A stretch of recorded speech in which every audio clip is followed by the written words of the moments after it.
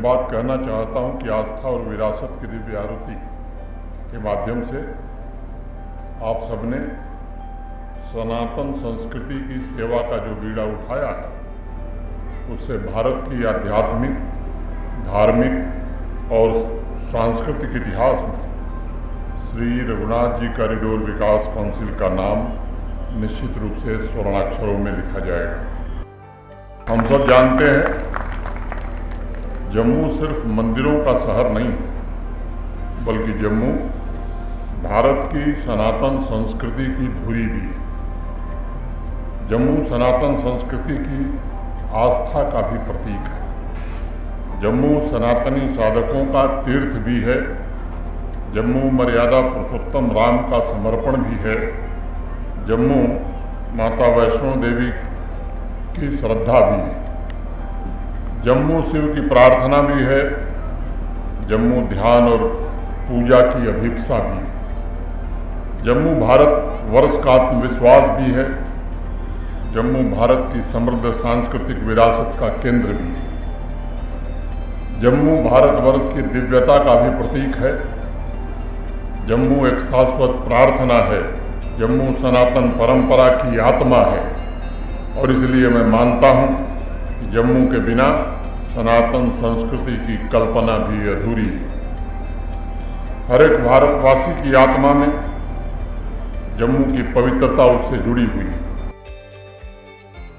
प्रभु श्री राम, माता वैष्णो देवी, भगवान भोलेनाथ के आशीर्वाद से सनातन संस्कृति ने भेदभाव नहीं, बल्कि सदैव एकता और इंसान की खुशी, हर एक परिवार की संपन्नता पर ही जोर दिया है। हमारे पूर्वजों ने प्रार्थना भी यही की कि जन्म विधृति बहुधा विवाचसम नाना धर्मान पृथ्वी यथोपसम, अर्थात यह पृथ्वी जिस पर विभिन्न विश्वास और चेतना के लोग एक शांतियुक्त घर में समान रूप से रहते हैं, वह हम सभी को सुख दे। ये हमारे पूर्वजों की प्रार्थना है। अगर हम अपने जम्मू के गौरवपूर्ण इतिहास को पलटेंगे, देखेंगे, तो सभ्यतागत मूल्यों, शिक्षा और अर्थव्यवस्था, इन तीनों में इस क्षेत्र ने अनेक उल्लेखनीय उपलब्धियां हासिल की हैं। पिछले 10-11 वर्षों में देश में जो परिवर्तन हुआ है, उसका असर जम्मू पर भी पड़ा है। और आज के ज़माने में कई प्रकार की कनेक्टिविटी है। Road connectivity, rail connectivity, air connectivity, water connectivity, और आज की दुनिया में सबसे बड़ी हो गई है डिजिटल कनेक्टिविटी। मैं कह सकता हूं कि पिछले 5 वर्षों ने, विशेष रूप से 2019 के बाद, कनेक्टिविटी पर बहुत काम हुआ है। मोटे तौर पर 1.5 लाख करोड़ के हाईवे, ग्रीनफील्ड एक्सप्रेसवे और टनल के काम चल रहे हैं, जिसमें लगभग 58 to 59% काम जम्मू रीजन में ही हो रहे हैं। रेलवे की बात मैं करूं तो आप सब जानते हैं, दुनिया का सबसे ऊंचा ब्रिज चेनाब नदी पर बना है। केबल ब्रिज अंजी में बनकर तैयार है। किसी दिन ट्रेन कश्मीर से देश के किसी हिस्से में जाने के लिए तैयार होगी।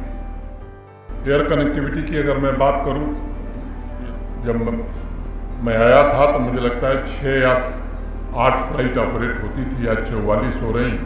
मुझे लगता है कि बुनियादी इंफ्रास्ट्रक्चर ही नहीं, बल्कि सांस्कृतिक प्रगति ने भी पिछले 10 वर्षों में इस देश को एक नया आयाम दिया है। भेदभाव की व्यवस्था भी समाप्त हुई है। स्मार्ट सिटी में भी काफ़ी प्रोजेक्ट पूरे हुए हैं। जम्मू में मैं कहूँ तो देश का अकेला शहर है जहाँ सभी प्रीमियर एजुकेशनल इंस्टीट्यूशंस हैं। जम्मू के अलावा देश में दूसरा कोई शहर नहीं है जहाँ IIT भी है, IIM भी है, जहाँ एम्स भी है और जहाँ सेंट्रल यूनिवर्सिटी भी है। ये अकेला शहर, और स्वाभाविक रूप से आदरणीय प्रधानमंत्री जी के कारण ये हो सका है। टीटीडी ने मंदिर का निर्माण भी कर दिया।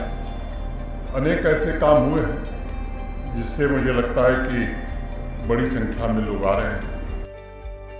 आज इस आरती की पहल इस बात का प्रमाण है कि लंबे अरसे बाद आज जम्मू के मन और प्राणों में उसका प्राचीन गौरव और आत्मविश्वास जागृत हुआ है। यह आध्यात्मिक संपदा संपूर्ण समाज के उत्थान का माध्यम बनेगी, इसका मुझे भरोसा है। सियावर रामचंद्र की जय।